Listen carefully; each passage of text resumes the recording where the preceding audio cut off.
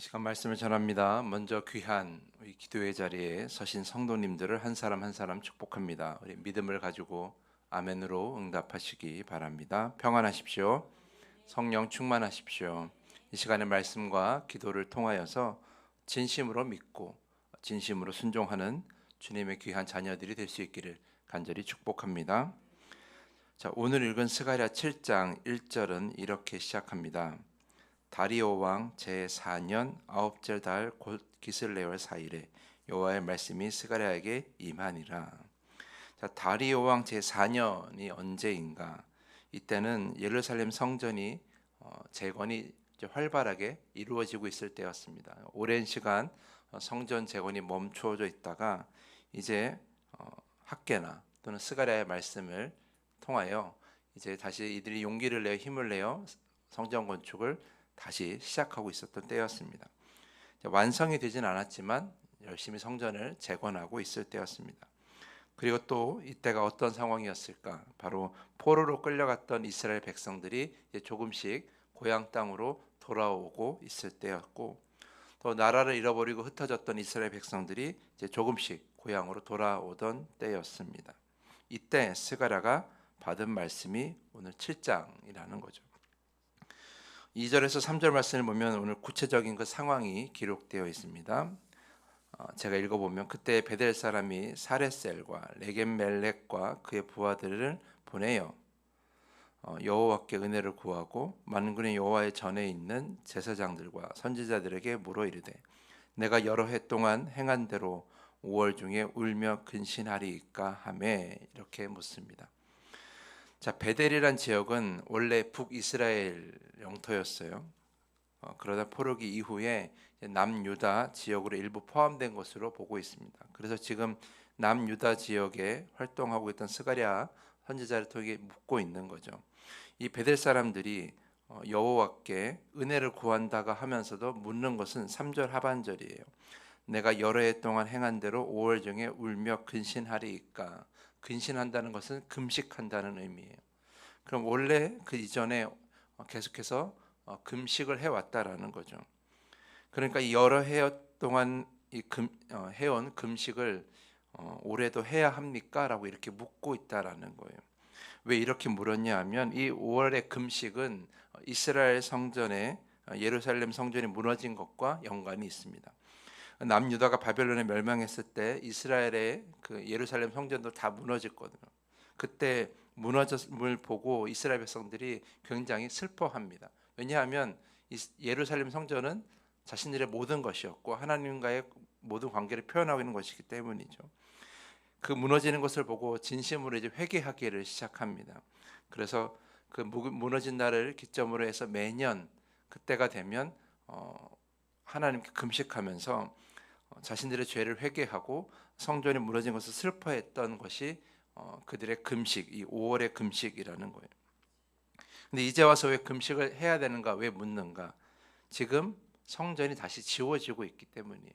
그리고 이스라엘 백성들이 이제 돌아오고 있기 때문이에요. 그래서 무엇인가 회복의 시기에 접어들었다라고 생각을 하는 거예요. 그래서 이제 금식은 그만해도 되지 않겠습니까? 라고 이렇게 묻고 있다라는 겁니다. 이런 질문에 하나님께서는 스가랴를 통해서 말씀하십니다. 5절 말씀 보면 온 땅의 백성과 제사장들에게 이르라 너희가 70년 동안 다섯째 달과 일곱째 달에 금식하고 애통하였거니와 그 금식이 나를 위하여 한 것이냐. 자, 성전이 무너지고 이 회복의 길로 나아가기까지 70년의 시간이 필요했는데 그 시간 동안 이스라엘 백성들이 계속해서 정기적으로 금식한 거예요. 사실 굉장한 열심이죠. 하나님께서 이스라엘 백성들에게 지키라고 한 절기들이 있지 않습니까? 그 절기들을 지키는 것 외에 본인들이 스스로 이 금식의 기간을 정해서 지킨 거예요. 우리들이 죄로 인해 저 성전이 무너졌고 우리가 포로로 끌려갔으니까 이제 우리가 금식하여 회개해야 되지 않겠느냐라는 마음으로 그렇게 열심히 회개를 한 거예요. 이 열심은 정말 대단하고 칭찬할 만한 거예요. 1, 2년이 아니라 70년이라는 긴 시간 동안 그 금식을 해온 거잖아요. 굉장히 대단한 거죠. 그런데 하나님은 그 열심에 관해서 물으시는 거예요. 과연 그것이 진심이었냐라는 거죠. 오늘 본문 말씀 보면 나를 위하여 한 것이냐고 2번이나 물어보세요. 그것이 과연 정말 나에게 드려지는 진심 어린 고백이었느냐라고 2번 물으시는 거예요. 그러면서 이 금식에 관한 이야기를 잠시 접어두고 다른 이야기를 하시는 거죠. 6절 말씀 보면 너희가 먹고 마실 때 그것은 너희를 위하여 먹고 너희를 위하여 마시는 것이 아니냐라는 거예요. 자, 여기서 먹고 마시는 것은 단순히 우리가 먹는 걸 의미하는 것이 아니라 절기를 지키는 것을 의미하는 거예요. 절기 때 하나님께 제사를 드리고 그 제사 드린 것들을 함께 나눠 먹는 그런 것을 이야기하는 거죠. 이 6절에 이 절기에 대해서 말씀을 하시면서 과거에 너희들이 절기를 지킬 때 너희들의 마음은 진심이 아니었다라는 거예요. 그러니 지금도 너희들이 과연 진심이었느냐 하나님이 물어보시는 거예요. 왜 하나님께서는 그 오랜 시간 지킨 절기에 관해서 진심이 아니었다고 판단하셨을까? 그 판단의 근거는 오늘 읽은 11절과 13절에 있습니다.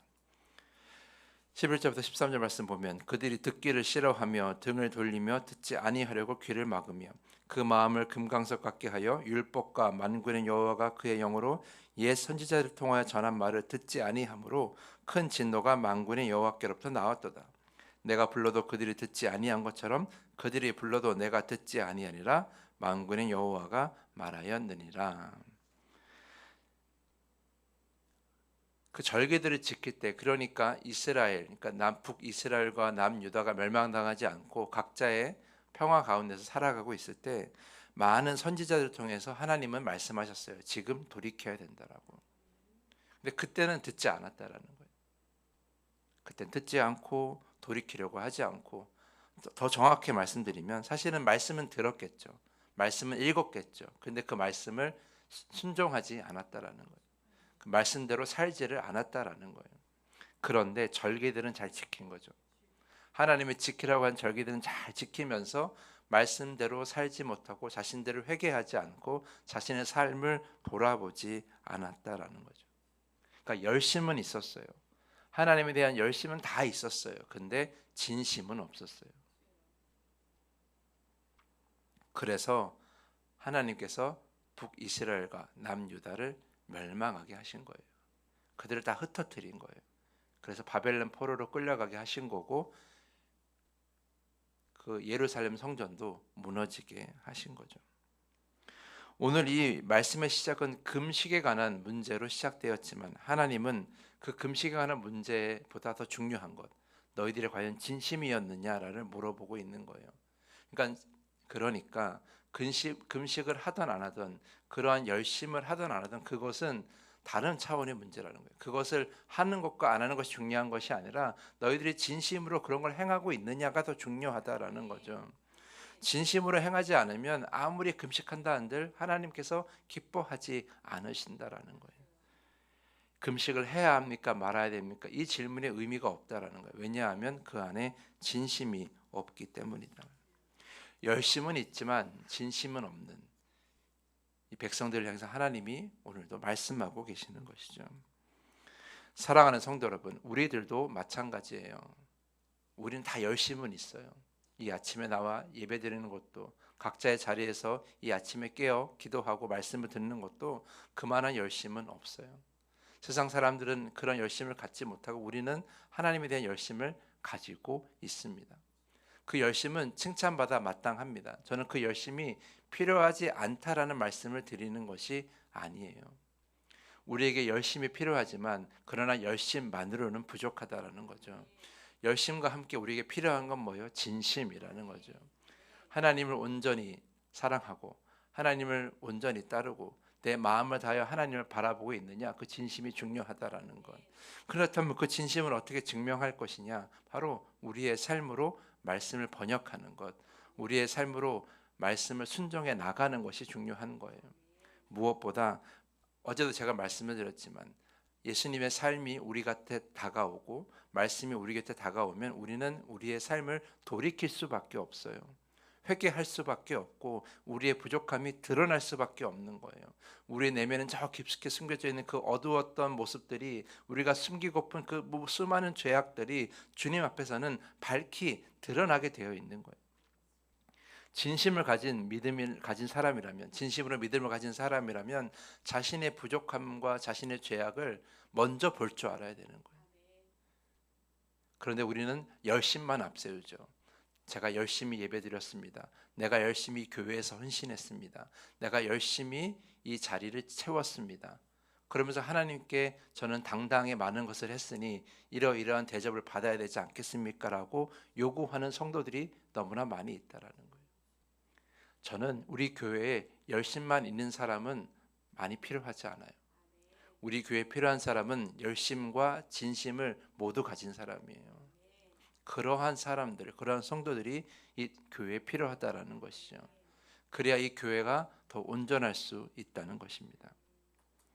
여러분 한번 돌아보십시오. 나는 열심만 갖고 있나? 아니면 열심과 진심을 함께 가지고 있나? 진심을 가진 사람은 결코 내가 대접받지 못함을 내세우지 않습니다. 열심만 가진 사람이 열심만 내세워요. 그래서 열심으로 인정받으려고 해요. 그러나 진심을 가진 사람은 내가 인정받지 못하더라도, 그것이 어떤 모습, 어떤 환경이라든지 내가 인정받지 못하더라도 그것에 대해서 연연해하지 않아요. 왜냐하면 하나님께 진심을 드리고 있기 때문이죠. 그러니까 인정받지 못하더라도, 내가 가장 낮은 자리에 있더라도 그것이 전혀 문제가 되지 않는 거예요. 하나님은 그런 자를 더 높여주시는 거죠. 저도 이 강대상에서 말씀을 전하고 여러분들을 보면 열심만 있는지 아니면 열심과 진심이 있는지 다 보여요. 제가 찾는 사람은 열심과 진심 둘 다 있는 사람이에요. 열심만 있는 사람은 결코 오래가지 않는다라는 거죠. 여러분의 삶을 한번 돌아보십시오. 나는 열심만 있는가? 아니면 열심과 진심을 가지고 있는가? 2025년도에는 열심과 진심을 다 가지고 온전한 마음으로 하나님께 순종하며 나아가는, 특별히 진심을 다하여 내 마음을 찢는 회개를 주님께 드리는 여러분의 믿음과 삶이 될 수 있기를 간절히 축복합니다. 주님이 찾으시는 그런 진정한 성도님이 될 수 있기를 간절히 부탁을 드리고 축복하면서 오늘 말씀을 마치겠습니다. 이 시간에 더 깊은 기도의 시간으로 나아갑니다. 겉으로 보이는 신앙의 열심에만 만족하지 말고 진심으로 믿고 진심으로 회개하며 진심으로 순종하는 삶으로 나아가는, 그래서 하나님께 기쁨이 되는 삶이 되게 해달라고 이 시간에 기도하시기를 부탁을 드립니다.